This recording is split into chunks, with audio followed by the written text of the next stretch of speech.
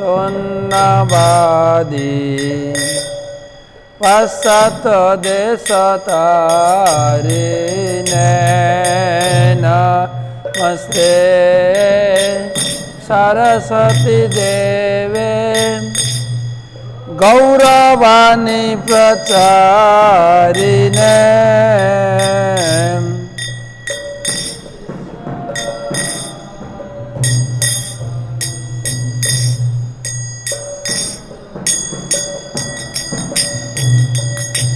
जय श्री कृष्ण चैतन्य प्रभु नित्यानंद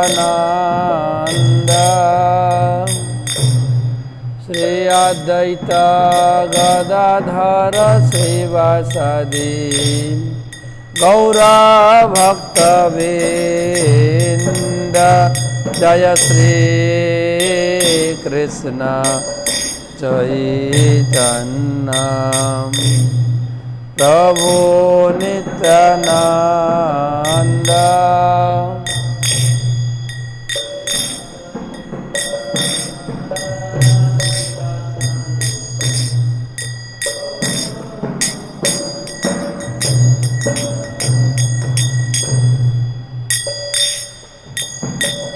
हरे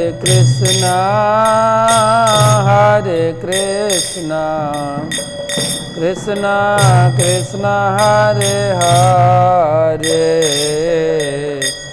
हरे राम राम राम हरे हरे हरे कृष्णा कृष्णा कृष्णा हरे हरे हरे राम राम राम हरे हरे हरे कृष्णा कृष्णा कृष्णा हरे हरे हरे राम राम राम हरे हरे हरे कृष्णा कृष्णा कृष्णा हरे हरे हरे राम राम राम हरे हरे हरे कृष्णा कृष्णा कृष्णा हरे हरे हरे राम राम राम हरे हरे हरे कृष्णा कृष्णा कृष्णा हरे हरे हरे राम राम राम हरे जय राधा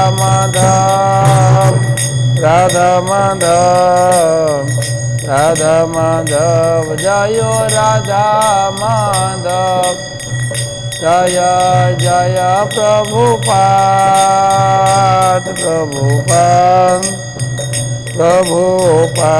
जय जय प्रभुपाद निताय गौर हरि बोल बोल निताय गौर हरि बोल। राधा माधव की जय। श्री हरिनाम संकीर्तन की जय। पंचदत्त श्री श्री नरसिंहदेव प्रहलाद महाराज की जय। जगत गुरु शिल प्रभुपाद की जय। भगवान कृष्णचंद्र की जय। श्रीमद् भगवद गीता जथा जथा की जय। गौर प्रेमानंदे हरि। अमज्ञानतिमिरन्धस्य ज्ञानाञ्जनशलाकया चक्षुरुन्मिलितं येन तस्मै श्रीगुरवे नमः। श्रीचैतन्यमनोभीष्टं स्थापितं येन भूतले स्वयं रूपकदा मह्यं ददाति सपदान्तिकम्। वन्देऽहं श्रीगुरो श्रीयुतपदकमलं श्रीगुरून् वैष्णवांश्च श्रीरूपं साग्रजातं सहगण रघुनाथान्वितं तं सजीवं साद्वैतं सावधूतं परिजनसहितं कृष्ण चैतन्यदेवं श्रीराधाकृष्णपादं सहगण ललिता श्रीविशाखान्वितांश्च। नमो विष्णुपादाय कृष्णप्रेष्ठाय भूतले श्रीमते भक्तिवेदान्त स्वामिनिति नामिने। नमस्ते सारस्वते देवे गौरवाणी प्रचारिणे निर्विशेषशून्यवादी पाश्चात्यदेशतारिणे। वाञ्छाकल्पतरुभ्यश्च कृपासिन्धुभ्येव च पतितानां पावनेभ्यो वैष्णवेभ्यो नमो नमः। जय श्री कृष्ण चैतन्य प्रभु नित्यानंद श्री अद्वैत गदाधर श्रीवासदि श्री गौर भक्तबिंद। हरे कृष्णा कृष्ण कृष्ण हरे हरे, हरे राम राम राम हरे हरे। ओं नमो भगवते वासुदेवाय। ओं नमो भगवते वासुदेवाय। ओं नमो भगवते वासुदेवाय। नारायणं नमस्कृत्यं नरं चैव नरोत्तमं देवीं सरस्वतीं व्यासं ततो जयमुदीरयेत्। আমার পরমারাধ্য পরম গুরুদেব, যিনি যার কাছ থেকে আমি এই ভগবদ্গীতার জ্ঞান লাভ করেছি, আমার শ্রী আরাধ্য পরম শ্রদ্ধেয় এবং পরম পূজনীয় শ্রী গুরুদেব অষ্টোত্তর শত শ্রীমৎ জয় পতাকা স্বামী গুরু মহারাজের রাতুল চরণে প্রণাম এবং কৃপা ভিক্ষা করে আজকে গীতা পাঠ আমি শুরু করতে চলেছি। নমো বিষ্ণুপাদায় কৃষ্ণপ্রেষ্ঠায় ভূতলে শ্রীমতে জয় পতাকা স্বামিনিতি নামিনে। নমাচার্যপাদায় নিতাই কৃপাপদায়িনে গৌরকথা দামোদায় নগর গ্রামতারিণে। তো উপস্থিত গীতা প্রেমী, গীতা অনুরাগী ভক্তমণ্ডলী যারা লাইনে রয়েছেন, সকলের চরণে প্রণাম এবং সকলের আশীর্বাদ প্রার্থনা করি এবং সেই সঙ্গে গীতা মাধুরী ক্লাসে আপনাদেরকে সুস্বাগতম জানাই। আমরা আজকে চলেছি দ্বাদশ দিনের ক্লাস। আমরা শুরু করব তৃতীয় অধ্যায়। 12 দিনের ক্লাস, ঠিক আছে না? 12 দিনের ক্লাস, 13 12। তো আমরা তৃতীয় অধ্যায় আজকে শুরু করব। তো গীতা মাহাত্ম্য। গীতার্থং ন বিজানাতি নাধমস্তৎপরো জনঃ ধিক মলিলম শুভম শীলম বিভন্তদ গৃহাশ্রমম। বলা হয়েছে স্কন্দপুরাণে যে গীতার অর্থ জানে না বা যে গীতা পড়ে না, তার থেকে অধম আর এই জগতে কেউ নেই। তার সুন্দর দেহ, তার চরিত্র, তার বৈভব, তার গৃহ, তার আশ্রম সবই ধিক যিনি গীতা পড়েন না। তাই আমরা এই লকডাউন পিরিয়ড বা করোনার করুণা আমরা গীতা পাঠ শ্রবণ করছি ধারাবাহিক। দ্বিতীয় অধ্যায় আমরা সমাপ্ত করেছি। দ্বিতীয় অধ্যায় ভগবদ্গীতার টোটাল 18টা অধ্যায়ের মধ্যে দ্বিতীয় অধ্যায় এবং 18 অধ্যায় বা অষ্টাদশ অধ্যায়, এই দুটো অধ্যায় অনেক বড়। দ্বিতীয় অধ্যায়ে রয়েছে 72টি শ্লোক, অষ্টাদশ অধ্যায়ে রয়েছে 78টি শ্লোক। যেরকম আমরা টিভিতে, রেডিওতে নিউজ শুনি, সংবাদ শুনি, তো সংবাদের শিরোনামগুলো আগে বলা হয়, আজকের সংবাদের শিরোনাম, তারপরে সংবাদের বিস্তারিত বর্ণনা, শেষে আরেকবার শিরোনামগুলো তুলে ধরেন। ঠিক সেইভাবে ভগবদ্গীতার জ্ঞানটা এইভাবেই সাজানো আছে। দ্বিতীয় অধ্যায়কে বলা হয়, শ্রীল ভক্তিবিনোদ ঠাকুর লিখেছেন,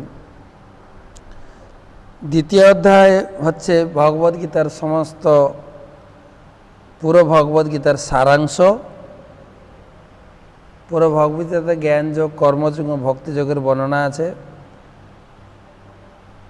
তো দ্বিতীয় অধ্যায়ে কর্মজ্ঞানের বিস্তারিত বর্ণনা, ভক্তির সারমর্ম দেওয়া হয়েছে। আর তৃতীয় অধ্যায় থেকে ডিটেলস বর্ণনা। 17 অধ্যায় গীতা সম্পূর্ণ। অষ্টাদশ অধ্যায়ে ভগবান তার জ্ঞানের সারমর্মরূপে তিনি পুনরাবৃত্তি করেছেন অনেক শ্লোক 18 অধ্যায়ে, যেগুলো আগে বর্ণনা করা হয়েছে। এইভাবে গীতা সাজানো রয়েছে। আপনাদের একবার মনে করিয়ে দিই, আপনারা ফেসবুক পেজে কমেন্ট বক্সে কেউ প্রশ্ন পাঠাবেন না। প্রশ্ন আমার হোয়াটসঅ্যাপে প্রশ্ন পাঠাবেন। নাম্বার আপনাদের কাছে আছে 9434760402। হোয়াটসঅ্যাপে আপনি মেসেজ, আপনার মূল্যবান প্রশ্নটি পাঠাবেন। জয় রাধা মাধবের আশীর্বাদ, না নরসিংহ, রাধা মাধব, রাধারানীর মালা এসে গেছে। আমাদের মন্দিরের পূজারি এনে রাধারানীর মা আশীর্বাদ দিয়ে গেলেন। ওকে, তো দ্বিতীয় অধ্যায়ে আমরা সাংখ্যযোগের কথা শুনেছি, আত্মা এবং দেহর জ্ঞান। তারপরে স্বধর্মের কথা শুনেছি, আমি অর্জুন ক্ষত্রিয় হিসাবে তার যুদ্ধ করা উচিত। এবং তারপরে বর্ণনা হয়েছে ভক্তির বর্ণনাতে অর্জুন প্রশ্ন করেছিলেন, ভক্তি করছেন এমন এক ব্যক্তির লক্ষণ, তিনি কিভাবে কথা বলেন, তিনি কিভাবে বিচরণ করেন এবং তিনি কিভাবে অবস্থান করেন। সে প্রশ্নের উত্তর ভগবান দিয়েছেন এবং খুব সুন্দর উত্তর, অর্জুনের খুব ভালো লেগেছে। আশা করি আপনাদেরও ভালো লেগেছে যে একজন ভক্তি করতে গেলে তার কি এরকম লক্ষণ, যিনি ভক্তি করছেন তার লক্ষণ হচ্ছে তিনি মন গড়া কোনো কিছু বলবেন না, শাস্ত্রকে আধার ব্যতীত। তিনি কিভাবে কথা বলেন, তার জীবনে সুখ দুঃখ উপস্থিত হলে তিনি প্রতিক্রিয়া বা তিনি বিচলিত হন না। কিভাবে অবস্থান করেন, তিনি ইন্দ্রিয়কে সংযম করে কুর্মের মতো অবস্থান করেন। আর তিনি কিভাবে বিচরণ করেন না, তিনি সমস্ত প্রকারের ইন্দ্রিয় ভোগবিলাসকে সংযত করে সারা পৃথিবী বিচরণ করে তিনি কৃষ্ণ ভক্তি প্রচার করেন।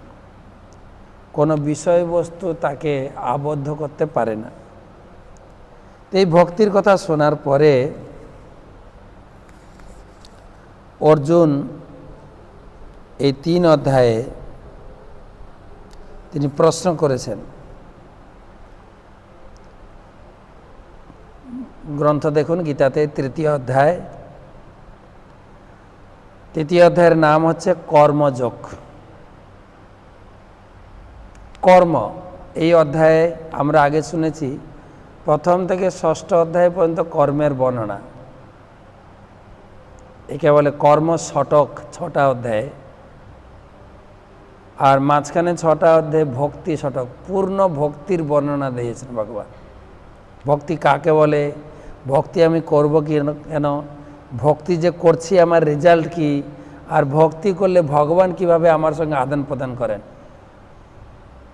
আর ভগবানের খুব প্রিয় এই মাঝখানের ভক্তি অংশটা। জানি না আমরা এই লকডাউন পিরিয়ডে ওই পর্যন্ত পৌঁছাতে পারবো কিনা।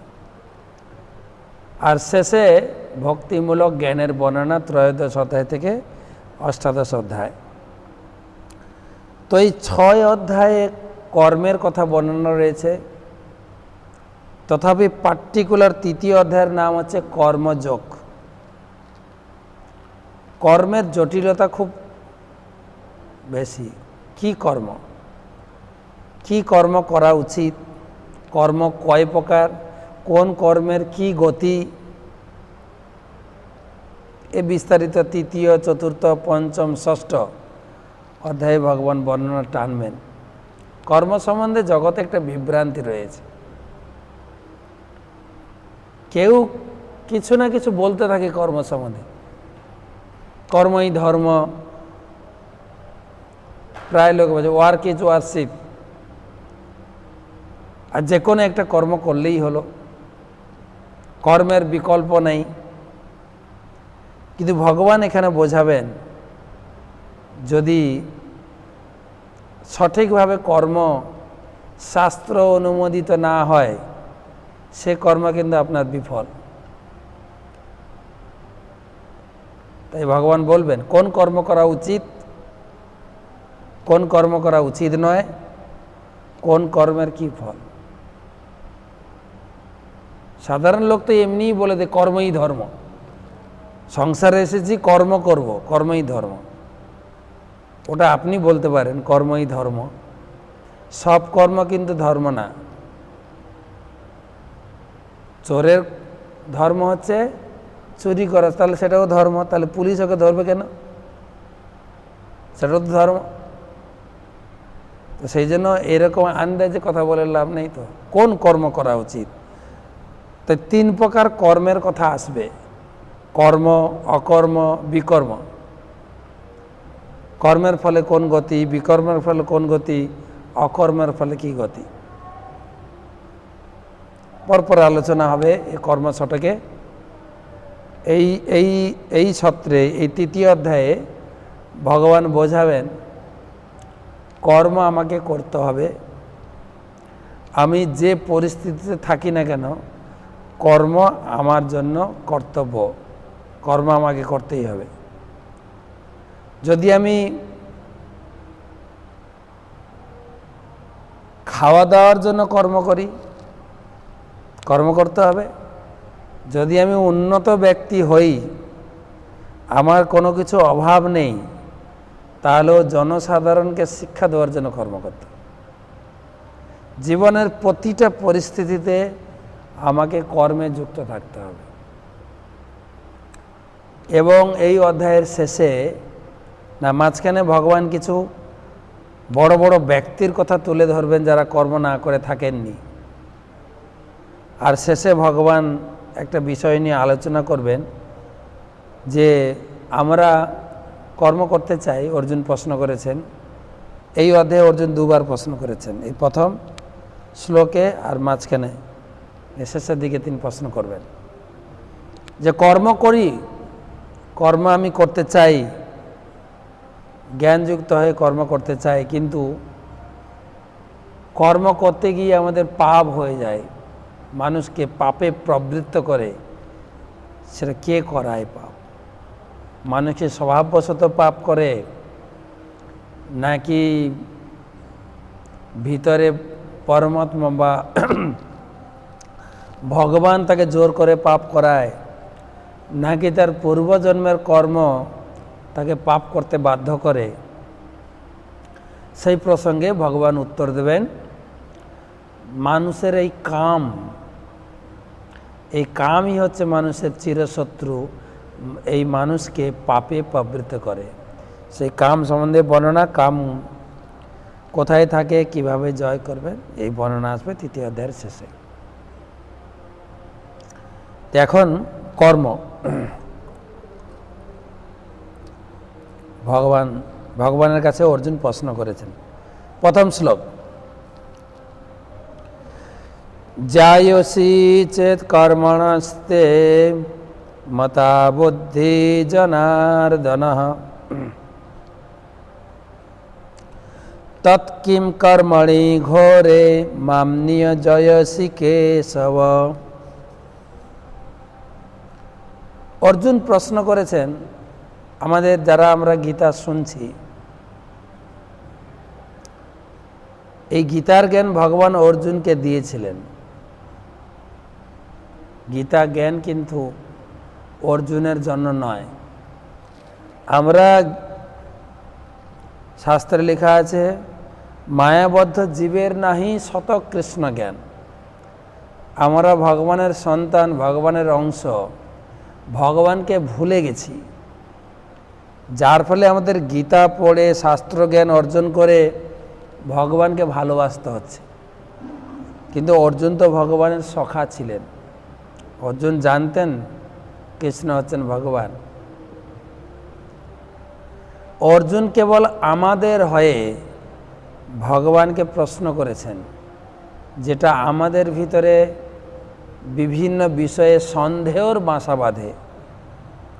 তাই অর্জুনের এই সমস্ত প্রশ্ন আমাদের নিমিত্ত।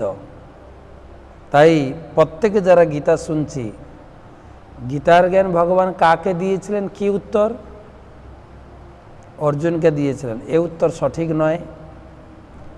কে যদি বলে সমাজের জন্য দিয়েছিলেন, এটাও সঠিক নয়। কেউ বলতে পারে আমাদের জন্য দিয়েছিলেন, এটাও সঠিক নয় উত্তর। সঠিক উত্তর হচ্ছে ভগবদ্গীতার জ্ঞান আমার জন্য, আমাকে দিয়েছেন ভগবান। প্রত্যেক শ্রোতা যদি এইভাবে গীতাকে গ্রহণ করে, তবে গীতার লাভ উঠাতে পারবেন। গীতার জ্ঞান কার জন্য? আমার জন্য। ভগবান আমাকে নির্দেশ করে এই গীতার জ্ঞান দিয়েছেন। অর্জুন জাস্ট আমার ভূমিকা নিয়ে ভগবানকে প্রশ্ন করেছেন। এই প্রশ্নগুলি আমি আত্মীয় স্বজনের সঙ্গে ঝগড়া করতে পারবো না, আত্মীয় স্বজনের চোখের জল ফেলে আমি ভক্তি করতে পারবো না। এই প্রশ্ন অর্জুনের নয়, এটা আমাদের। আমি কিংকর্তব্য বিমূঢ়, কি করা উচিত কি করা উচিত নয়, ডিলেমা। তাই এখানে একটা প্রশ্ন তুলেছেন, খুব সুন্দর প্রশ্ন। প্রত্যেক ভক্তের এই প্রশ্ন মনে দাগ কাটবে। অর্জুন বললেন, হে জনার্দন, হে কেশব, যদি তোমার মতে কর্ম অপেক্ষা ভক্তি বিষয়িনী বুদ্ধি শ্রেয়তর হয়, তাহলে এই ভয়ানক যুদ্ধে নিযুক্ত হওয়ার জন্য কেন আমাকে তুমি প্ররোচিত করছ?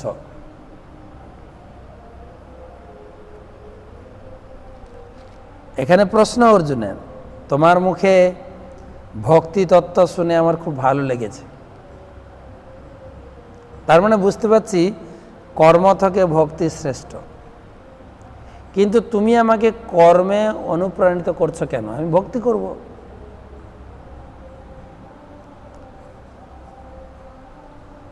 মানে এই প্রশ্নের মূল ভাব হচ্ছে,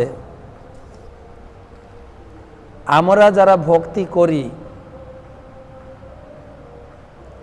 সাধারণ লোক মনে করে ভক্তি করা মানে কাজবাজ না করা। এরা তো বেকার লোক, কাজবাজ করতে পারে না। আর আমাদের ভিতরেও প্রশ্ন জাগে মাঝে মাঝে, যারা আমরা মঠে থাকি, মাঝে মাঝে এত সেবার চাপ হয়ে যায়, মাঝে মাঝে প্রশ্ন জাগে, তা আমি এলাম ভক্তি করতে, এত কাজ, বাপরে। আবার কেউ কেউ তো ডাইরেক্ট বলে খাটো না হলে কাঠো। বাপরে, এত পরিশ্রম তো আমি ঘরে করতাম, এত খাটনি। এটাই অর্জুনের প্রশ্ন। আমি ভক্তি করব না কাজ করব, আমাকে ক্লিয়ার করে বলো। প্রভুপাদ তাৎপর্য খুব স্পষ্টভাবে বুঝিয়েছেন। অর্জুন প্রথমে বুদ্ধিযোগ বা ভক্তিযোগকে কর্মজীবন থেকে অবসর নেবার নামান্তর বলে মনে করেছিলেন। নির্জন অরণ্যে গিয়ে কৃচ্ছ সাধনা তপস্যার জীবনযাপন করবেন বলে ভাবছিলেন।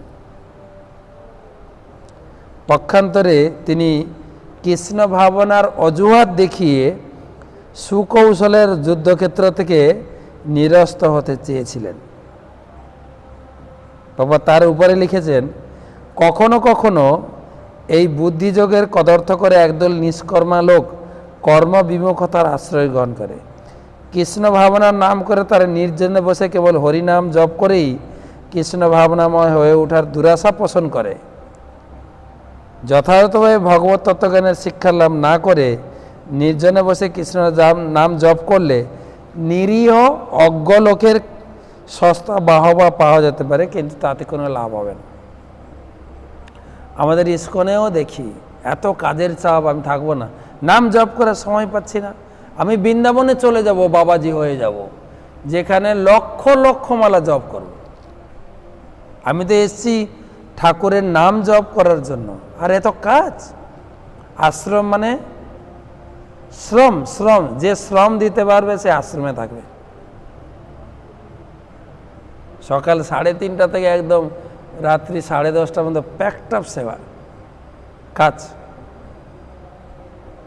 তো মাঝে মাঝে আমাদের সন্দেহ জাগে যে আমি এরকম খেটে মরবো, জব করব কখন? তাই অর্জুন আমাদের হয়ে প্রশ্ন তুলেছে দুদিক থেকে, ভক্তদের মনেও সন্দেহ আর বাইরের লোকও, যারা আমাদের সঙ্গে ওতপ্রোত জড়িত নয়, তারা তো জানে মঠ মন্দিরে থাকে সব অলস লোকেরা, যারা কাজ করতে পারে না। অর্জুন প্রশ্ন করেছেন সেই জন্য আমাদের হয়ে। তিনি বলছেন, বামি শ্রেণেব বাক্যেন বুদ্ধিং মহসি বমে তদেকং বদ নিশ্চিত যেন শ্রেয়ম অবাপ্নুয়াম। তুমি যেন দর্থবোধক বাক্যের দ্বারা আমার বুদ্ধি বিভ্রান্ত করছো, তাই দয়া করে আমাকে নিশ্চিত করে বলো কোনটি আমার পক্ষে শেষ। দ্ব্যর্থবোধক বাক্য মানে একবার বলছো কর্ম করতে, একবার বলছো ভক্তি করতে, দুটোর মধ্যে একটা বলো, আমি কি করব, আমার পক্ষে কি করা শ্রেয়কর। তো আমি আশা করি আপনাদের প্রশ্ন পরিষ্কার। শেষে করি, আমার আশা করি সকলে প্রশ্ন বুঝতে পেরেছেন যে আমাদের কি করা উচিত। মালা জপ করে দিন কাটাবো, না মালার ব্যাগটা নিয়ে আঙুলটা বের করে হরে কৃষ্ণ করতে থাকবো। আবার কেউ যদি এসে বলে প্রভু এই সেবা আছে, প্রভু এখন মালায় আছি, মালায় জব কমপ্লিট হয়নি প্রভু। তা আমরা কোন পথে হাঁটবো? ভগবান উত্তর দিচ্ছেন,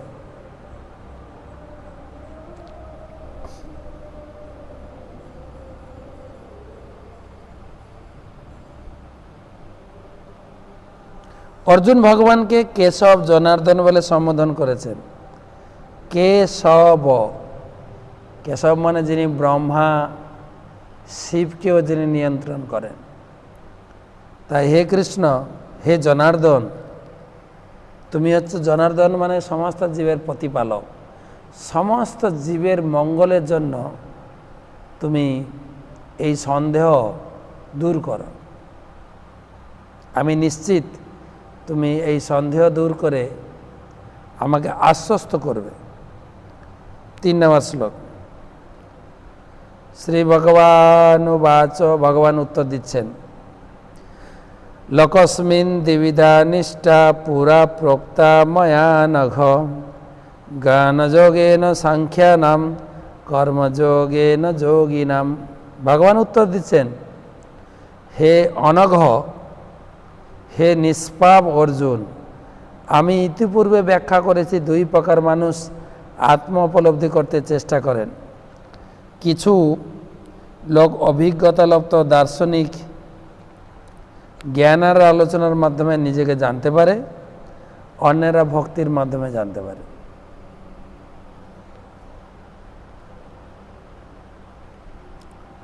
তো 2 ধরনের দুইটা পন্থা তোমাকে আমি বলেছি।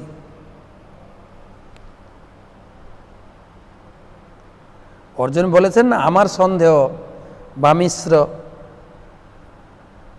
মানে আমাকে তুমি বিভ্রান্ত করছো। ভগবান বলেন, না, বিভ্রান্ত করছি না তো, তোমার প্রশ্ন পরিষ্কার, তুমি বামিশ্র নাও, তোমার বুদ্ধি নির্মল, তোমাকে আমি আগে বলেছি, সেটা আবার রিপিট করছি। দ্বিবিধা মানে কাজবাজ না করে কিছু লোক জ্ঞানের অনুশীলন করে, বহু জন্ম জ্ঞানের অনুশীলন করতে করতে করতে করতে আমাকে জানতে পারে, এটা একটা লাইন, তাতে কর্ম না করলে হলো। কিন্তু কিছু লোক আবার কর্মযোগের মাধ্যমে, কর্মযোগ মানে ভক্তি, যোগ মানে যুক্ত, আপনার কর্মটা ভগবানের সঙ্গে যুক্ত হলো, ওকে বলে কর্মযোগ। কিছু লোক ভক্তির মাধ্যমেও ভগবানকে জানতে চান। তাই 2টি পন্থা আমি দিয়েছি, 2টি পন্থায়। তবে এই দুটোর মধ্যে কোনটা শ্রেয়, একটা তো পরিষ্কার করে বলতে হবে, কোনটা শ্রেয়।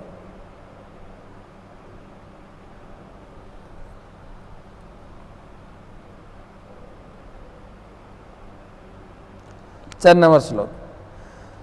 ন কর্মণাম অনারম্ভ্যান নৈষ্কর্ম পুরুষ শ্নুতে ন চ সন্ন্যসনাদেব সিদ্ধিম সমাধিগচ্ছতি। কেবল কর্মের অনুষ্ঠান না করার মাধ্যমে কর্মফল থেকে মুক্ত হওয়া যায় না, আবার কর্ম ত্যাগের মাধ্যমে সিদ্ধি লাভও করা যায় না। তো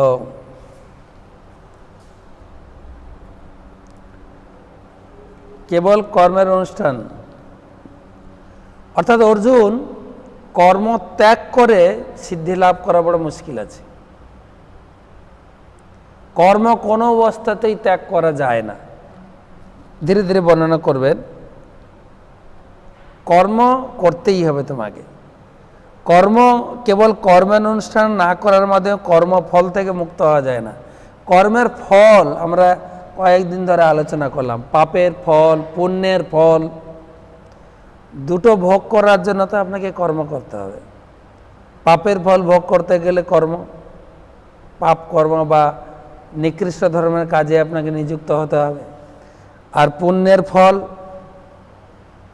স্বর্গভোগ বা আমাদের এই জগতে ধনী জ্ঞানী, তাতেও কর্ম রয়েছে। তাই কর্ম না করে কর্মফল থেকে মুক্ত হওয়া যায় না, আর কর্ম ত্যাগ করলে তুমি সিদ্ধি লাভ করতে পারবে না। কর্ম তোমাকে করতেই হবে। কেন কেন কর্ম করতে হবে না? 5 নম্বর শ্লোক। নাহি কশ্চিৎ ক্ষণমপি জাতো তিষ্ঠত কর্মকৃত কার্যতে হাবস কর্ম সর্ব প্রকৃতি জয় গুণই। সকলে মায়াজাত গুণসমূহের দ্বারা প্রভাবিত হয়ে অসহায়ভাবে কর্ম করে, অসহায়ভাবে কর্ম করতে বাধ্য হয়। তাই কর্ম না করে কেউ ক্ষণকাল থাকতে পারে না। আমরা কর্ম না করে থাকতে পারবো না, কর্ম করতেই হবে। সে শিশু থেকে শুরু করে বৃদ্ধ পর্যন্ত কোনো অবস্থাতেই কর্ম ত্যাগ করে আপনি থাকতে পারবেন না। শিশুরা কিছু না কিছু করতে থাকে, মা তাকে কাজে নিযুক্ত করার জন্য কিছু খেলনা দিয়ে দেয়,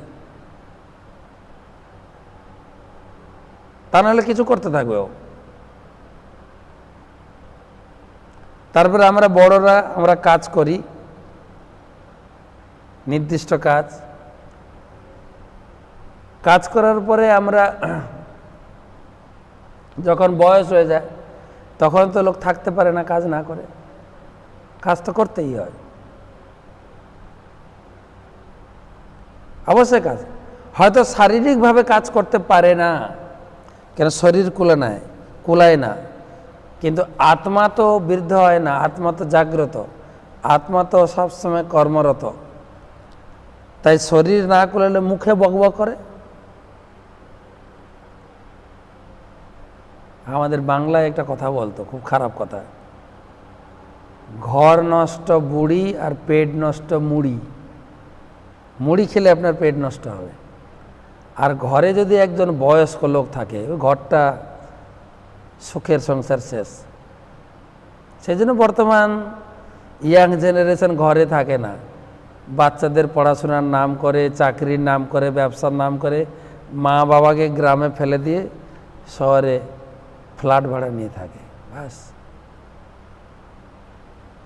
বকবক করতেই থাকবে, শরীর কুলাচ্ছে না। এ শরীর পারমিট করে না, চোখে ভালো করে দেখতে পায় না, কানে ভালো করে শুনতে পায় না, খেলে হজম হয় না, কি করবে? কানে ভালো করে শুনি না, কিন্তু হয়তো ছেলে বৌমা, ছেলে তার মার জন্য চিন্তা করছে, মার এই অসুখ, আমি কোথায় দেখাবো, কলকাতায় দেখাবো না চেন্নাই ভেলোর নিয়ে যাব। স্ত্রীর সঙ্গে ছেলে বৌমা দুজন আলোচনা করছে মাকে ভালো চিকিৎসা করানো উচিত, মা আমাদের জন্য কত কিছু করেছে, জীবনটা একদম ত্যাগ করে দিয়েছেন। তো ছেলের কর্তব্য এখন মাকে ভালো করে দেখাশোনা করা। বৌমা হয়তো সাথ দিচ্ছেন, হ্যাঁ আমরা কোথায় আমাদের মায়ের ভালো চিকিৎসা করতে পারি, তুমি যোগাযোগ করো, তোমার বন্ধুবান্ধবকে খোঁজ নাও, ডাক্তারের পরামর্শ নাও। তারা দুজন ভালো, মায়ের ভালো চিন্তা করছে। মা তো আর কানে শুনছে না, মা দেখছে হ্যাঁ আমার বিরুদ্ধে প্ল্যান হচ্ছে, কানে শুনছে।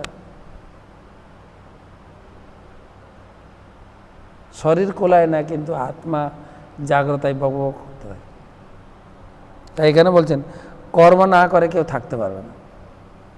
আমাদের বাংলায় একটা কথা আছে না, অলস মস্তিষ্ক শয়তানের কারখানা।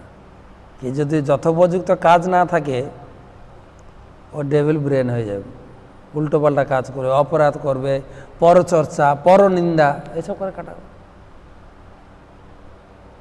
তাই কর্ম করতেই হয়, কর্ম। ভগবান বলছেন কর্মরত আত্মা, যদি কর্ম না করে কেউ থাকে, কর্ম না করে কেউ থাকে কি হবে? ভগবান 6 নম্বর শ্লোকে উত্তর দিচ্ছে, কর্ম ইন্দ্রিয়াণি সংযম্য যস্তে মনসা স্মরণ ইন্দ্রিয়ার্থান বিমূঢ়াত্মা মিথ্যাচার সয়ুচ্যতে। কিন্তু যে ব্যক্তি পঞ্চ কর্মেন্দ্রিয় সংযত করেও মনে মনে শব্দরস আদি ইন্দ্রিয় বিষয়গুলো স্মরণ করে, সে মূঢ় অবশ্যই নিজেকে বিভ্রান্ত করে, তাকে মিথ্যাচারী ভণ্ড বলা হয়ে থাকে। মিথ্যাচারী ভণ্ড। কর্ম না করে আপনি থাকতে পারেন। কেউ বলে না আমি কর্ম না করে থাকবো, আমি এত খাটলাম সংসারের জন্য, এখন আমি রিটায়ার্ড, আমি অবসর প্রাপ্ত। বলুন তো, যত অবসর প্রাপ্ত ব্যক্তি ঘরে বসে থাকেন? আমরা বলি ইয়াং বয়স, আমি এমন ইনকাম করব পায়ের উপরে পা দিয়ে বসে খাবো। বাস্তব চিত্রটা কি? প্রথমত আপনি বসে থাকতে পারবেন না, দ্বিতীয়ত আপনার পরিবার আপনাকে বসে থাকতে দেবে না, আপনাকে কর্ম করতেই হবে।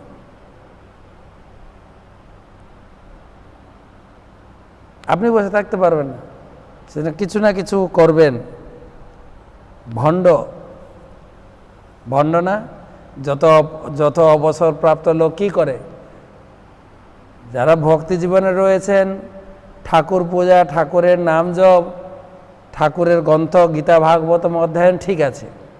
যারা এইসবের অভ্যাস নেই, রিটায়ার্ড পরে কী করবেন বলুন? আমাদের বাংলায় একটা কথা বলে, সংসারটা হচ্ছে একজোড়া করতাল। একটা করতাল যখন অফিসে থাকে, আরেকটা করতাল ঘরে থাকলে দুটো চুপচাপ। যখনই অফিসের করতালটা ঘরে ঢুকবে, ঝম ঝমা ঝম ঝম ঝম ঝগড়া। এখন তো রিটায়ার্ড, অবসরপ্রাপ্ত, সারাদিন ঝগড়া করে। দেখবেন যত বাড়িতে যত অবসরপ্রাপ্ত ব্যক্তি কি করেন, তিনটে কাজ করেন। একটা হচ্ছে হাতে রিমোট, চ্যানেল চেঞ্জ করছেন একটার পর একটা চ্যানেল, সারা দুনিয়ার খবর আমার ঘরের ভিতরে। না হলে 2 নম্বর কাজ হচ্ছে গ্রামের পাশে যদি চায়ের দোকান থাকে, বসে চা খাওয়া আর পেপার পড়া, কেন ঘরে থাকলে করতাল বাজবে। আর না হলে 3 নম্বর কাজ হচ্ছে পাড়ায় তাসের আড্ডা। দেখেন সব ভণ্ড, সব এখানে বলা হয়েছে মিথ্যাচারী, বেকার সময় নষ্ট করবে। তাই ভগবান বলছেন কর্ম তোমাকে করতে হবে, তাই উচিত কর্মে তুমি নিযুক্ত হও। কর্ম,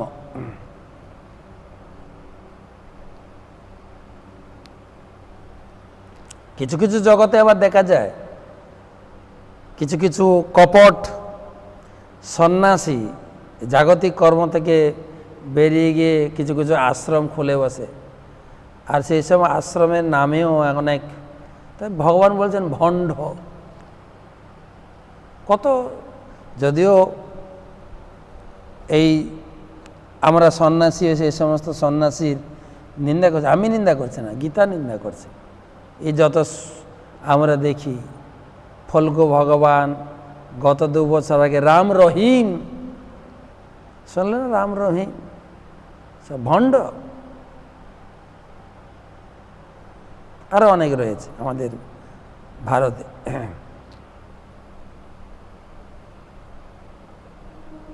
তাই ভক্তিবিনোদ ঠাকুর বলছেন, মন তুমি সন্ন্যাসীতে সাজিতে চাও কেন?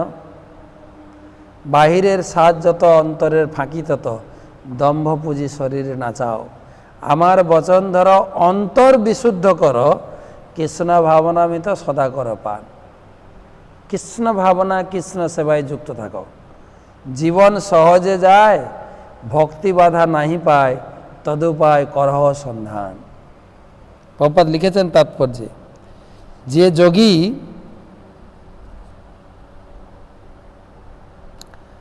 যে সমস্ত ভণ্ড সাধু লোক ঠকানোর জন্য ধ্যান করার ভান করে, তার থেকে একজন কর্তব্যনিষ্ঠ মেথরও অনেক মহৎ। কর্তব্য কর্ম যিনি যুক্ত থাকেন তিনি অত্যন্ত মহৎ। তাই যে গৃহস্থ ব্যক্তি আত্ম উপলব্ধির জন্য মনের দ্বারা ইন্দ্রিয়কে সংযত করে চিত্তশুদ্ধির জন্য ভগবত সেবায় যুক্ত আছেন, সেই সময় ভণ্ড সন্ন্যাসী থেকে গৃহস্থ অনেক শ্রেষ্ঠ।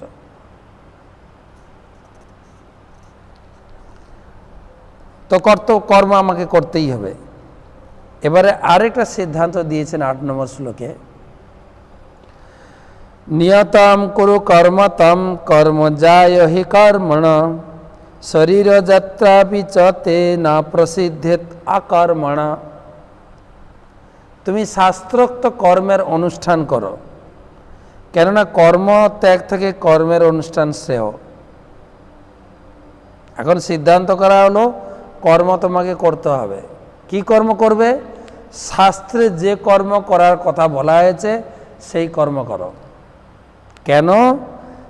আরেকটা সিদ্ধান্ত, কর্ম না করে কেউ দেহযাত্রা নির্বাহ করতে পারে না। কর্ম না করলে তুমি খেতে পাবে না। সোজা কথা ভগবান বলেছেন, যে অবস্থায় থাকো তোমাকে ডিউটি করতেই হবে। কর্ম না করলে তুমি খেতে পাবে না, এটা বাস্তব সত্য। আপনি বলতে পারেন আমি এত ইনকাম করব, শেষ বয়সটা আমি বসে খাবো না, বসে খেতে দেওয়া হবে না আপনাকে। প্রত্যেক বাড়িতে দেখুন যত বয়স্ক লোক আছে, ছেলে বৌমা কতজন কাউকে বসে খাওয়াচ্ছে দেখেন। আর বসে যদি খেতে দাও ঘরে থেকো না, বৃদ্ধাশ্রমে যাও, এখানে না। কমপক্ষে তো বৌমা বলবে কিছু কাজ করতে পারছো না, নাতির হাতটা ধরে স্কুলে তো পৌঁছে দিতে পারো, বাস বাজার করে দিতে পারো, বাস কাজ। একজন ভদ্রলোক বলছেন, হ্যাঁ প্রভু ঠিক বলেছেন, এক জায়গায় এরকম ক্লাস দিচ্ছিলাম, বলে আমার ছেলে বলছে সারাদিন গরুটা বাঁধা আছে, এটা সরিয়ে দিতে পারো না?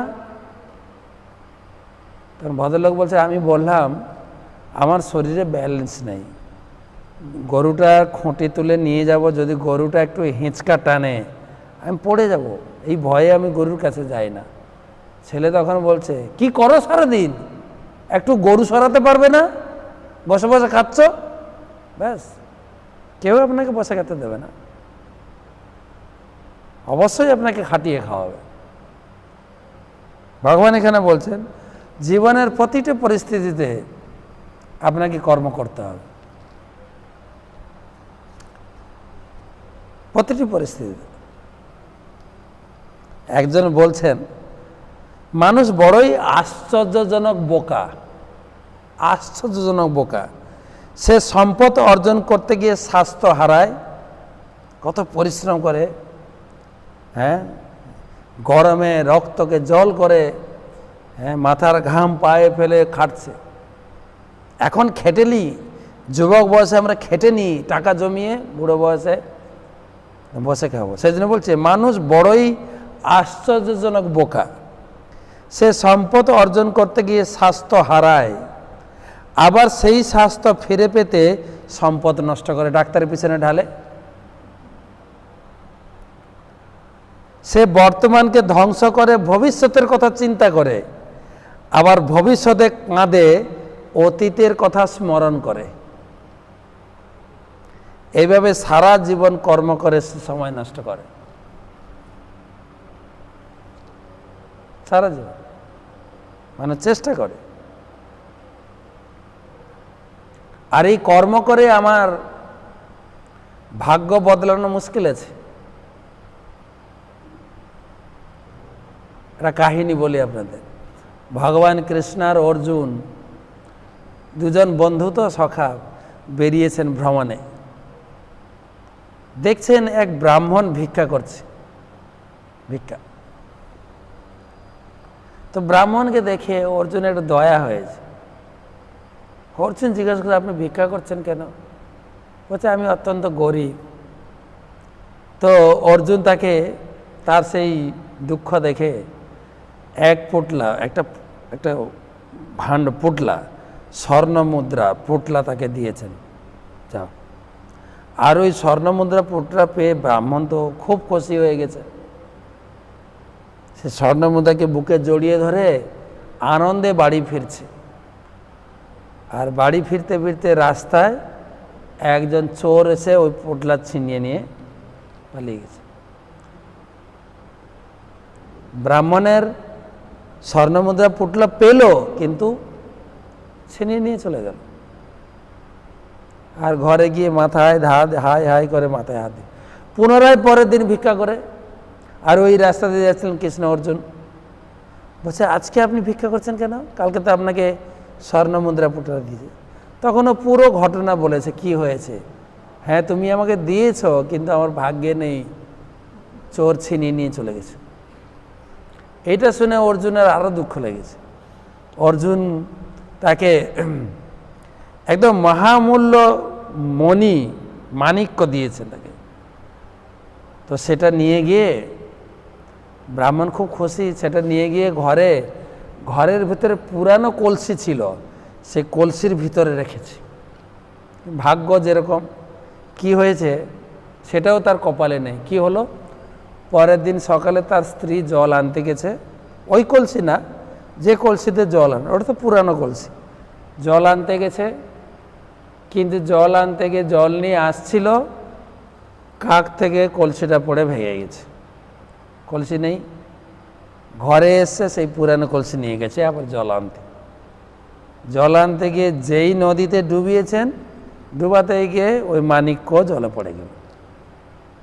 আর এই কাহিনী যখন শুনলো ব্রাহ্মণ স্ত্রীর কাছে, ব্রাহ্মণের মাথায় হাত। পুনরায় পরের দিন ভিক্ষা করে।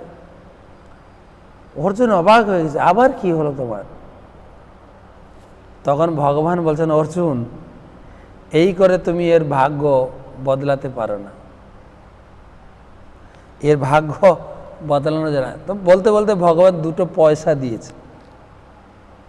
অর্জুন হাঁ করে তাকিয়ে আছে। আমি স্বর্ণ মুদ্রা দিলাম, মহামাণিক্য দিলাম, 2টো পয়সা কি করবে বেচারা? 2টো পয়সা নিয়ে যাচ্ছেন রাস্তায়, ঘরে যেতে যেতে রাস্তায় দেখে এক ব্যক্তি জেলে, তিনি জাল ফেলে মাছ ধরছেন, মাছ তুলেছেন, আর একটা মাছ ছটফট করছে জাল থেকে বেরোনোর জন্য। এই ব্রাহ্মণের এইটা দেখে ব্রাহ্মণের দয়া এসে গেছে। ব্রাহ্মণ বলছে, আরে মাছটা প্রাণ বাঁচানোর না এত ছটফট করছে, আচ্ছা এই 2 পয়সা, এই 2 পয়সা তো আমার কোনো কাজে লাগবে না, পেটের আগুনও মিটবে না, একটা কাজ করি না, এই 2টো পয়সা জেলেকে দিয়ে দিই, আর মাছটা ছাড়িয়ে নিয়ে আমি জলে ফেলে দিই, মাছটা বেঁচে যাবে। এত কাতরাচ্ছে মাছটা। তো জেলেকে 2টো পয়সা দিয়ে দিয়েছেন, জেলেও খুশি হয়ে গেছে। তখন মাছটা নিয়ে ব্রাহ্মণ তার কমণ্ডলুতে ভরে নিয়ে যাচ্ছেন, জলে ফেলবে। যেই ভরতে গেছে মুখ দিয়ে ঠক করে এটা কিছু পড়ে গেল। কি পড়ল? যেই মহামাণিক্য হারিয়েছিল জলে, ওটা পেয়ে গেল। আর ও তখন জলে মাছটা ফেলতে গিয়ে পেয়েছে, আর ওখানে চিন্তা করছে, আমি পেয়ে গেছি, চিৎকার করছে। আর ওই পথ দিয়ে ওই চোরটা যাচ্ছিল, ও চোর মনে করছে, আরে আমাকে মানে দেখতে পেয়ে গেছে, আমি তো ধরা খেয়ে যাব, পেয়ে গেছি মানে আমাকে দেখতে পেয়েছে, এবার আমাকে ধরবে। ও বেচারা চোরটা ভয়ে ছুটতে গিয়ে রাজার কাছে গিয়ে সারেন্ডার হয়েছে, আমি এই চুরি করেছি, আমার ভুল হয়ে গেছে, আমাকে মাফ করে দেন। তো রাজা বলছে, আমি কি মাফ করো, তুমি যার কাছে চুরি করছো তার কাছে যাও। ও ছুটে এসে ব্রাহ্মণের কাছে পুরো সারেন্ডার, এই আপনার পুটলা, এই আপনি নিন, প্লিজ ক্ষমা করে দিন। ও সব পেয়ে গেছে। ভগবান বললেন, যতক্ষণ তুমি তাকে পুটলা দিয়েছিল, মহামাণিক্য দিয়েছিল, ও শুধু নিজের সুখ কামনা করেছিল, আমি এটা পেয়েছি, আমি কত সুখী হব, কত আনন্দ পাব। যখনই ও পরের সুখ চিন্তা করলো, মাছটা কত কষ্ট পাচ্ছে, তাকে একটু সহযোগিতা করি, তখনই তার ভাগ্য খুলে গেল। তা সুখ নিজের চিন্তা করলে সুখ পাবেন না তো। গতকালকে আমি বলেছিলাম আপনাদেরকে যে সুখ কেবল রয়েছে, আপনারে লয়ে বিব্রত থাকিতে আসে নাই কে হবনি পরে, সকলে আমরা প্রত্যেকে আমরা পরের তরে, পরের কারণে মরণে, পরের কারণে স্বার্থ দিয়া বলি, এ জীবন মন সকলেই দাও, সুখ ওখানে।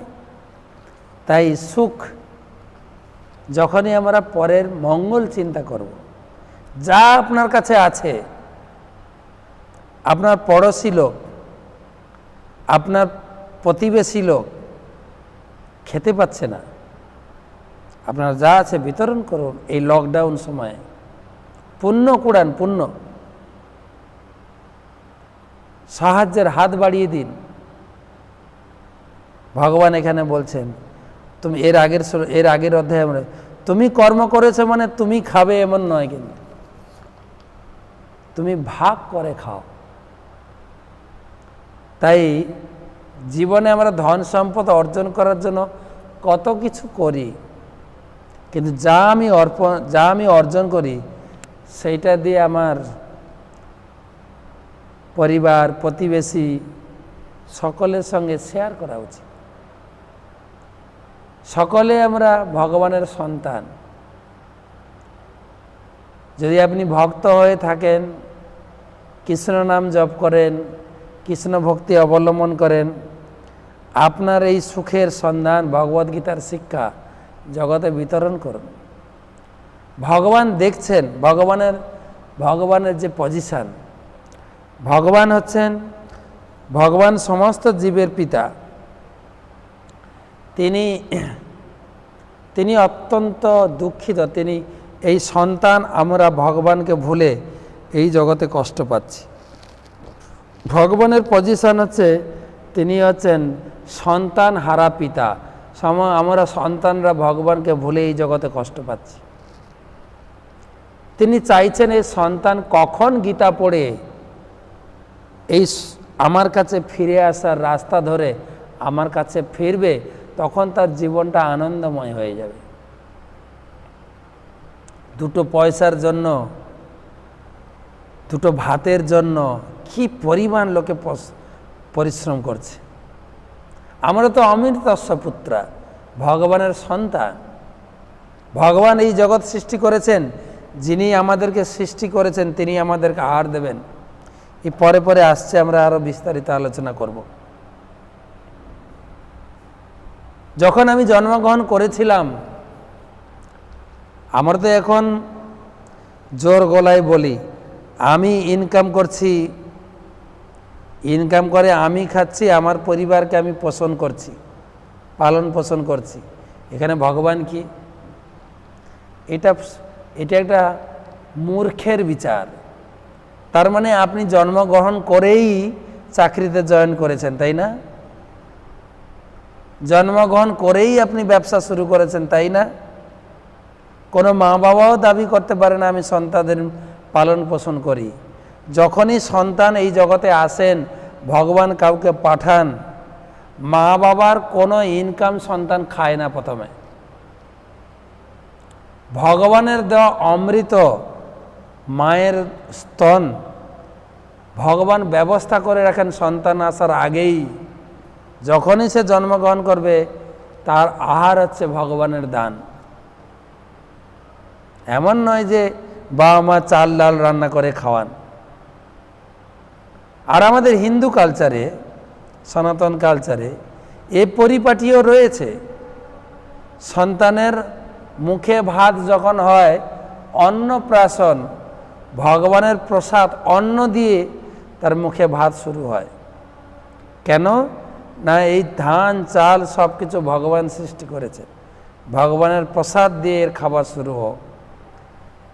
তারপরে মা সন্তানের সর্বনাশ করে ফেলে, অখাদ্য কুখাদ্য খাইয়ে তার জীবনটা পাপাচারে ভরে দেয়। মাই সর্বনাশ করে।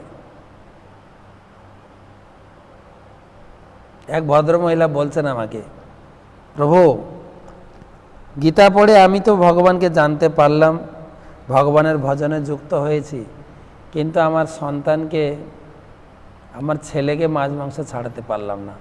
আর তার জন্য দায়িত্ব আমি তাকে খাইয়েছি জোর জোর করে, ভাতের মধ্যে, শাকের মধ্যে, ডালের মধ্যে খাইয়েছি, আমি ধরিয়েছি, আমি কি করে ছাড়াই? অনেক চেষ্টা করেও ছাড়াতে পারছি। তো সেই জন্য বলা আছে, life is a small gap between birth and death, so in this gap be happy and try to make others happy. জীবনটা জন্ম মৃত্যুর মাঝখানে ছোট্ট একটা গ্যাপ রয়েছে।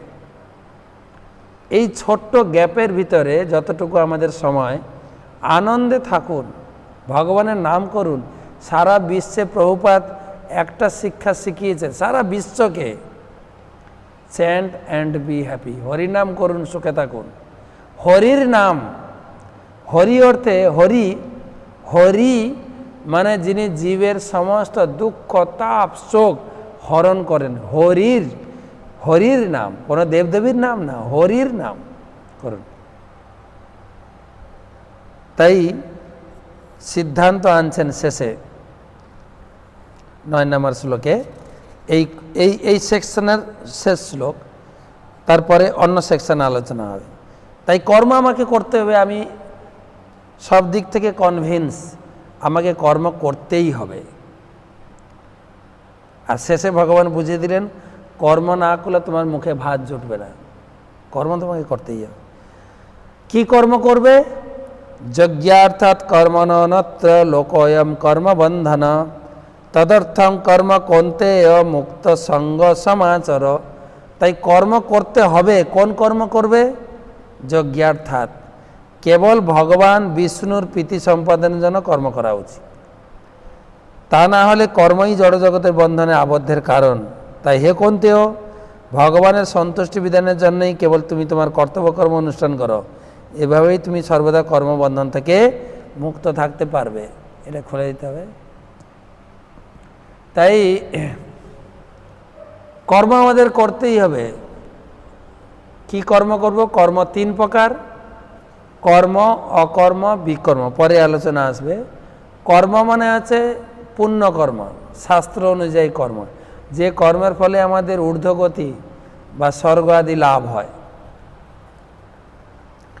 আরেকটা হচ্ছে বিকর্ম। বিকর্ম মানে বাতিল কর্ম, পাপ কাজ, খুন, হত্যা, চুরি, পরের অমঙ্গল চিন্তা, এগুলো। আরেকটা হচ্ছে অকর্ম, কেবল ভগবানের সেবা। কর্ম, সকাম কর্মের ফলে ঊর্ধ্বগতি, স্বর্গ আদি লোক লাভ করবে। আর বিকর্ম, পাপ কর্মের ফলে নিচে যেতে হবে। আর অকর্ম মানে ভগবানের সন্তুষ্টি বিধানের জন্য কর্ম, যেখানে কোনো ঊর্ধ্বগতি নিচু গতির কোনো বালাই নেই, কেবল ভগবানের সন্তুষ্টি বিধানের জন্য কর্ম। যেহেতু দেহ প্রতিপালন করতে হয়, ভগবান বিষ্ণুর জন্যই কর্ম করা উচিত, ভগবানের সন্তুষ্টি বিধানের জন্য। ভগবানের সন্তুষ্টি বিধানের ছাড়া আপনি যা কর্ম করুন না কেন, এই জগতে আষ্টে পৃষ্ঠে বেঁধে রাখবে। আচার্যগণ বলেছেন, মোর কর্ম মোর হস্তে গল্লায় বাঁধিয়া কুতর্ক বিষ্ঠা গর্তে ফেলেছে ডারিয়া। কর্ম আমি এখানে ভোগ করি বা ত্যাগ করি, এই কর্ম আমাকে বেঁধে রাখবে।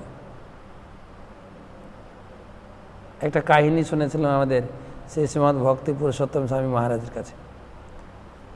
বাংলাদেশের এক জমিদার ছিলেন, তার ঘরে এক ঝি চাকর ছিল, ঘরটার পরিষ্কার করত। তো জমিদার যখন কার্যসূত্রে বাইরে গেছেন, ঘর পরিষ্কার করছে মাসি, পরিষ্কার করতে গিয়ে দেখছেন বাবা, জমিদারের গদিটা, বেডটা কত সুন্দর, টিপে টিপে দেখছেন কত নরম, টিপতে টিপতে বসেছেন। আরে বাবারে, আরো সুন্দর লাগছে, কি আরাম, এটা শুয়ে দেখি না কেমন লাগে। আর শুয়ে পড়েছে। আর যেই শুয়েছে ঘুম এসে গেছে, ঘুমিয়ে পড়েছে। আর কিছুক্ষণের মধ্যেই জমিদার ফিরে এসে, আর ফিরে এসে দেখে তার বেডে কে শুয়ে আছে? মাসি শুয়ে আছে। আর গেছেন খুব রেগে, চাবুক নিয়ে পিটাচ্ছে, প্রচুর পিটাচ্ছে। আর ঘুমিয়ে গেছে পিটুনি খেয়ে, আর পিটাচ্ছে পিটাচ্ছে পিটাচ্ছে, আর মুখে বলছে, আর যত পিটায় ও হাসে, পিটায় তো হাসে, পিটায় তো হাসে। জমিদার অবাক হয়ে গেছে, আমি পিটুচ্ছি, ও হাসছে কেন? বলছে, তুমি কি পাগলি নাকি, হাসছো কি ব্যাপার? বলছে, আমি পাগল না আপনি পাগল। মানে আমি পাগল? বেয়াদব, কেমন এমন কথা বলছে? বলছে, আমি চিন্তা করছি, বাপরে, আধ ঘন্টা শুলাম, তার যা পিটুনি, আপনি যে সারা জীবন শুচ্ছেন, কত পিটুনি আপনার জন্য অপেক্ষা করছে, চিন্তা করে দেখুন। কর্মের রিয়াকশন,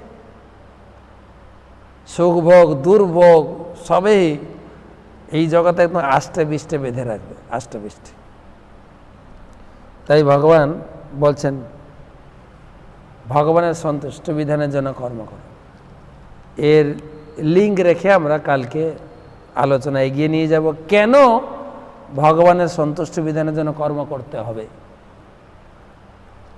কেন ভগবান আমাদের কি দিয়েছেন, কেন সন্তোষ ভগবানের জন্য আমরা কর্ম করব, সেই প্রশ্নের উত্তর জানতে গেলে কালকে সন্ধ্যা 7:30টায় কোথা থেকে প্রশ্ন? শুভময় পাত্র, বাঁকুড়ায় থাকি। আচ্ছা, কোনটা প্রশ্ন কোনটা? ও ভগবদ গীতার 6 প্রকার আততায়ী কি? ও তো আমরা অনেক আগে পড়ে ফেলেছি প্রথম অধ্যায়ে। আততায়ী মানে 6 প্রকার শত্রু। 6 প্রকার শত্রুর কথা বলতে গিয়ে ভগবান শ্রীল প্রভুপাদ লিখেছেন 6 প্রকার আততায়ী।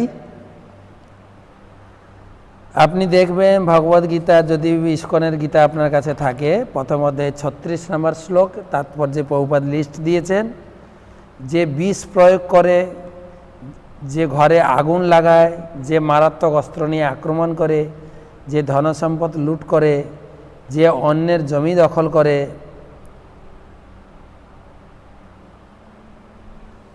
যে বিবাহিত স্ত্রীকে হরণ করে, এরা হচ্ছে শত্রু। যে বিষ প্রয়োগ করে, ধরুন সাপ, বিচ্ছু, এ শত্রুকে মারলে কোনো পাপ হবে না। ঘরে আগুন দেয় যে শত্রু, যে অস্ত্র নিয়ে আক্রমণ করতে আসছে, আপনাকে নিজেকে বাঁচাতে গেলে তাকে মারলে তো না, ক্ষতি নেই। যে জমি দখল করে নেয়, যে বিবাহিত স্ত্রীকে হরণ করে, এই 6 প্রকার আততায়ী। এদেরকে মারলে পাপ হয় না। আমার যে আত্মা, তার বৈজ্ঞানিক ব্যাখ্যা, এই ব্যাখ্যা আমরা 2য় অধ্যায়ে করেছি। বৈজ্ঞানিক ব্যাখ্যা, ভোগবাদীদের ব্যাখ্যা, তার্কিকদের ব্যাখ্যা, আর যারা লজিক পড়াশোনা করছে দার্শনিক ব্যাখ্যা প্লাস বৈদিক ব্যাখ্যা, আমরা 5খানা ব্যাখ্যা দিয়েছি। যদি আবার শুনতে চান, আপনি প্রথম অধ্যায় 2য় অধ্যায়ে পড়ুন। আর সবথেকে বড় ব্যাখ্যা হচ্ছে, আমরা বেঁচে আছি আত্মার জন্য, যেটা বৈজ্ঞানিক বলতে পারে না। বেঁচে থাকার মৃত শরীরের পার্থক্যটা কি? একটা শরীর থেকে কি চলে গেলে শরীরটা মৃত হয়ে যায়, বৈজ্ঞানিক তার সম্বন্ধে রিসার্চ করছে না। যেটা সাধারণভাবে আমরা জানি, ঘরে কেউ মারা গেলে আমরা বলি, আমার বাবা যদি মারা যান, আমরা বলি আমার বাবা আমাকে ছেড়ে চলে গেলেন। শরীরটা এখানে পড়ে থাকে, আত্মাটা চলে যায়। এটা সবাই জানে, আপনাকে আবার বৈজ্ঞানিক ব্যাখ্যা দিয়ে বোঝাতে হবে কেন? এই পাড়া গ্রামের লোকেরা জানে, যারা বৈজ্ঞানিক পড়ে না তারাও জানে।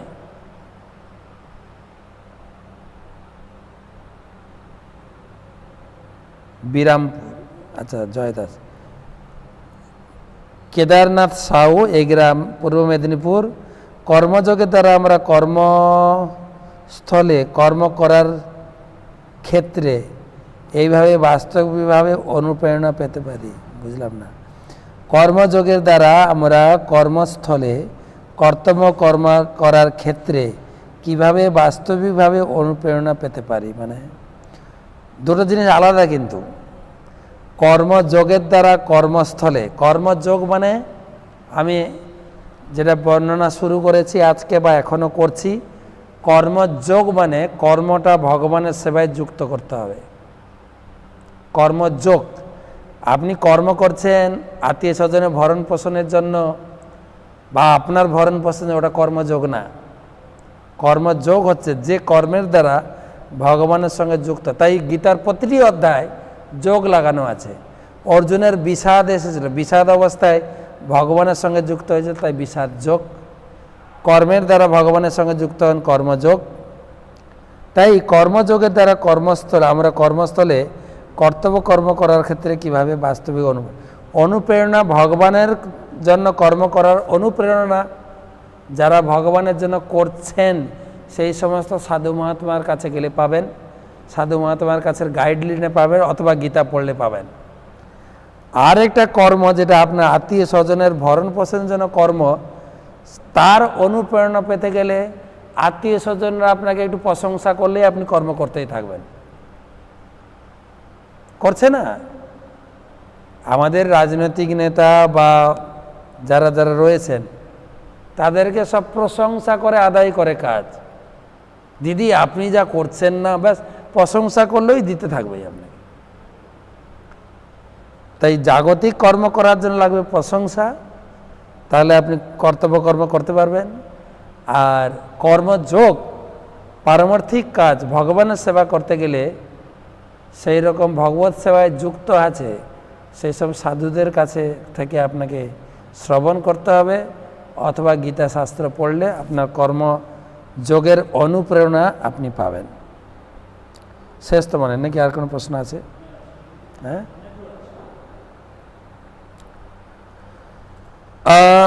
পরিতোষ ব্যাপারী বাংলাদেশ থেকে, পটুয়াখালী থেকে। আমার প্রশ্ন, গীতার 18টি অধ্যায় রয়েছে, এর ভিতর কোন অধ্যায় শুধু ভগবানের কথা রয়েছে আর কারো কথা নেই? অনেকগুলো অধ্যায় আছে।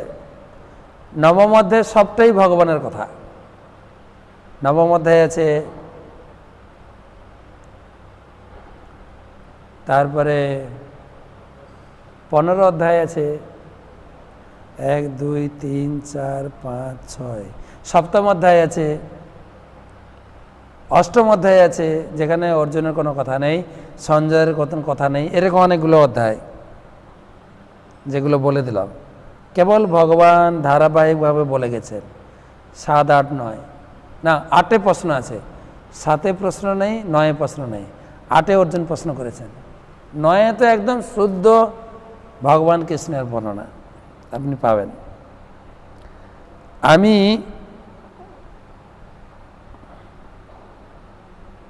অশোকনগর পায়েল বলছি।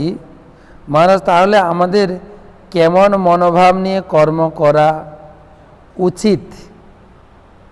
ভগবানের সন্তুষ্টি বিধানের জন্য কর্ম করবেন, যেটা 9 নম্বর শ্লোকে সিদ্ধান্ত এসে দাঁড়ালো। আমি যে কাজ করি না কেন সেই কাজের দ্বারা যেন ভগবান সন্তুষ্টি হন।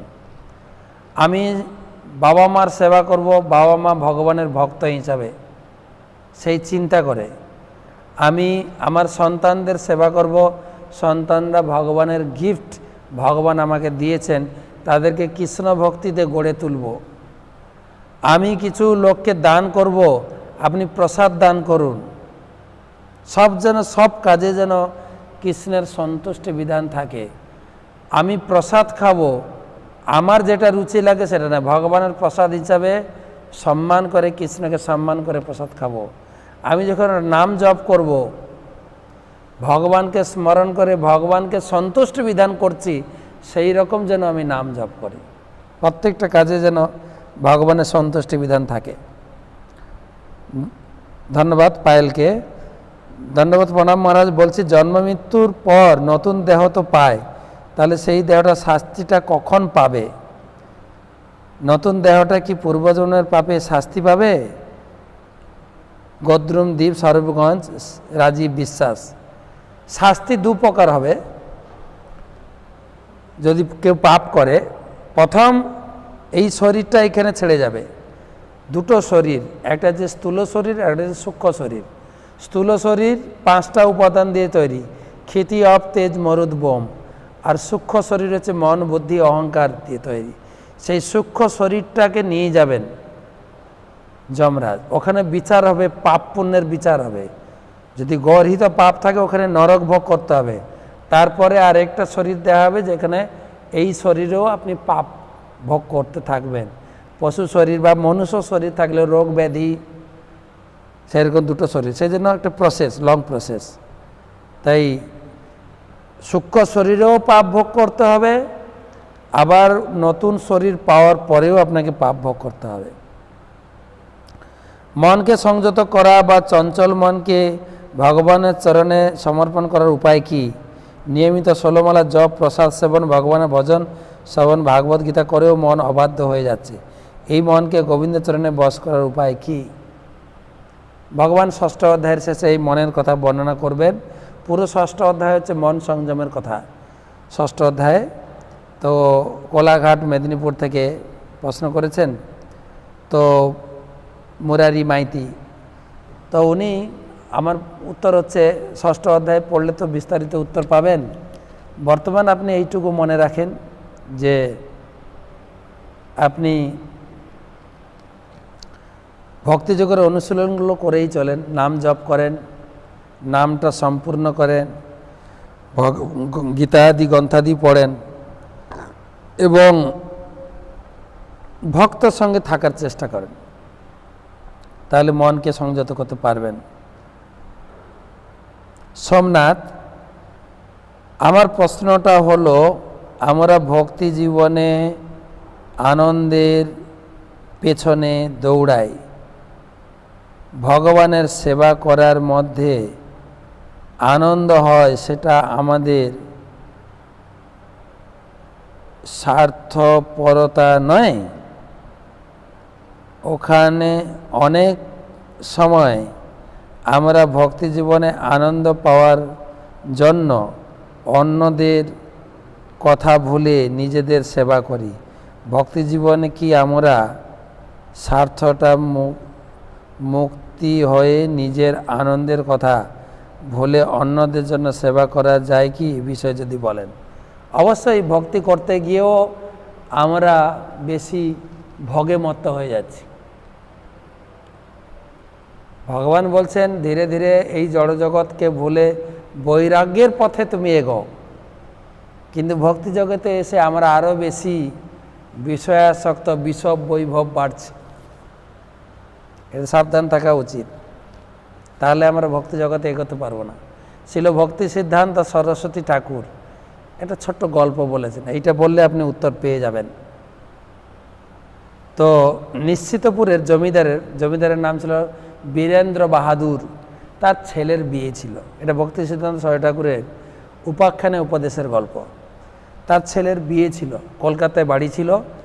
শোভাবাজার কলকাতা থেকে শান্তিপুরে আসবেন বিয়ের জন্য, ছেলে আসবেন বিয়ে করতে। তো একটা সুন্দর নৌকা ভাড়া করেছেন, আর নৌকাকে সুন্দর করে সাজিয়েছেন, আর সবাই নৌকাতে উঠেছেন, বরযাত্রী পুরো, বাবা মা যারা ছিল। আর শীতের দিন ছিল, তো মাঝিকে বলছেন লগ্ন আছে, ঠিক টাইমে আমাদের পৌঁছাতে হবে, ঠিক টাইমে পৌঁছে দিলে তোমাদের অনেক বকশিস দেব করে টোরে তারা ঘরে ঢুকে গেছে, নৌকার ভিতরে দরজা বন্ধ করে তারা শুয়ে পড়েছে। এদিকে মাঝি এবং তার 8 জন পালবাহক ছিল। এই 8 জন মিলে, মাঝি মিলে প্রচুর সারা রাত প্রয়াস করেছে খুব তাড়াতাড়ি কন্যার বাড়ি পৌঁছে দেবে। সারা রাত প্রচুর হাল বেয়েছে। যখন ধীরে ধীরে আকাশ পরিষ্কার হয়ে যাচ্ছে, দেখে নৌকা যেখানেই ছিল ওখানেই আছে। ওরা তো নিজেদের মধ্যে কথা বলা শুরু করে, আরে কী হবে, নৌকা তো একটু এগোয়নি, নিজেদের মধ্যে ঝগড়াঝাটি কথাবার্তা, মানে অবাক হয়ে গেছে জমিদার এখন আমাদেরকে কি করবে। এই কথা শুনে বরযাত্রীদের ঘুম ভেঙে গেছে। তারা বাইরে বলছে, কী ব্যাপার, তোমরা কেন কথা কাটাকাটি করছো, কী হয়েছে? দেখে জমিদার নিজে যেখানেই নৌকা ছিল ওখানেই আছে, নৌকা একটু এগোনি। জমিদার তো মাথায় হাত, বিয়ের লগ্ন চলে গেল, কী ব্যাপার, তোমরা কেন এই বিয়ে বাড়িটা পণ্ড করে ফেললে? তখন মাঝি বলছেন যে আমরা দেখুন জমিদার মশাই, সারা রাত কিন্তু আমরা প্রয়াস করেছি, একটু আমরা বিশ্রাম নিইনি, কেন যে নৌকাটা এগোলো না বুঝতে পারছি না। তখন জমিদার বলছেন, এটা কি করে সম্ভব, সারা রাত পরিশ্রম করেছে, নৌকা একটু এগোয়নি। আচ্ছা দেখো তো নগর তুলেছে কি না? হ্যাঁ, সত্যি তো নগর তোলা হয়নি। ছিল ভক্তি ঠাকুর এই গল্পের মাধ্যমে বুঝিয়েছেন যে আমরা নৌকাতে উঠে গেছি, ভক্তিযোগে এসে গেছি, যাব ভগবত ধাম, আর এই টাইমের ভিতরে যেতে হবে, কেন শরীর নশ্বর, এই জীবনে পৌঁছাতে হবে, এটাকে লগ্ন বলা হয়েছে এই জীবনে। কিন্তু আসক্তি রয়েছে, একটু নৌকা এগোবে না, ওই নাম জপ বা যা করি নৌকা ওখানেই থেপে যায়। তাই আসক্তিটা কমিয়ে ভগবত ভক্তির পথে এগোতে হবে। আশা করি সোমনাথ আপনি বুঝতে পেরেছেন।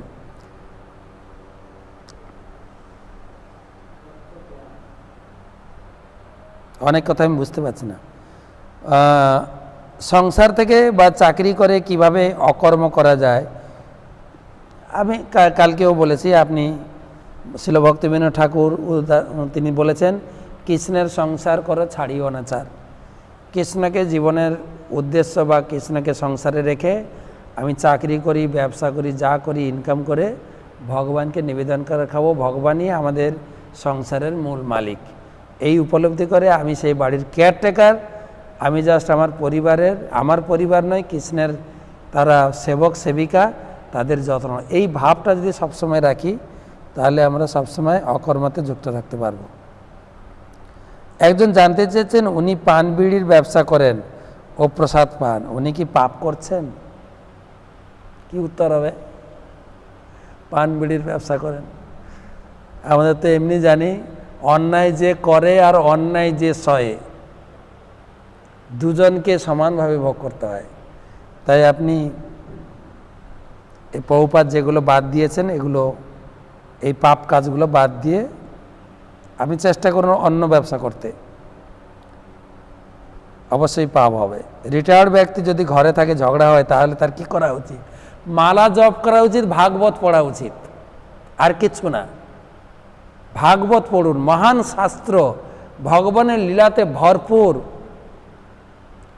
এবং ভাগবতে বলা হয়েছে নিগম কল্পতরু গলিতং ফলম সুখ মুখদামৃতম দ্রব সংযুক্ত। ভাগবত সুখদেব গোস্বামীর মুখ উচ্চারিত অমৃত।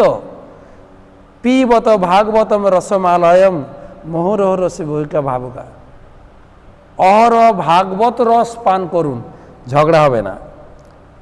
পড়বেন, শোনাবেন, অথবা স্ত্রী পড়বে আপনি শুনবেন, আপনি পড়বেন স্ত্রী শুনবেন।